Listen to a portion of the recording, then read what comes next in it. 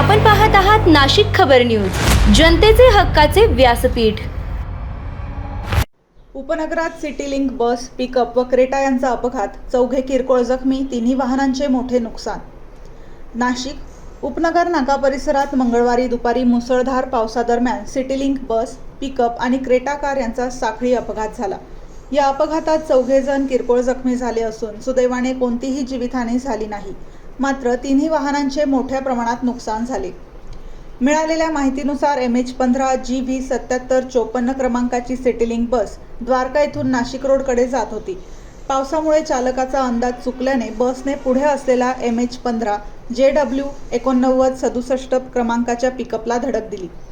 धडकेच्या जोरात पिकअप पुढे जाऊन MH15 GX 4911 क्रमांकाच्या क्रेटा कारवर आदळली।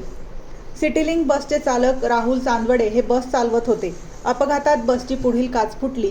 पिकअप चालकाच्या डोळ्याला व डोक्याला दुखापत झाली। तसेच पिकअपमधील निशा बर्डे, योगिता साळुंखे आणि गोविंद तळपटे यांना किरकोळ मार लागला।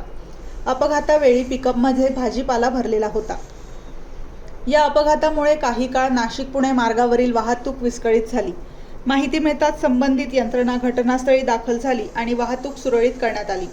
दरम्यान उपनगर नाका परिसरात बेशिस्त वाहतूक आणि सिटी लिंक बसच्या वेगवान व बेदरकार वाहन चालकांमुळे अपघातांचे प्रमाण वाढत असल्याची तक्रार नागरिकांनी केली आहे।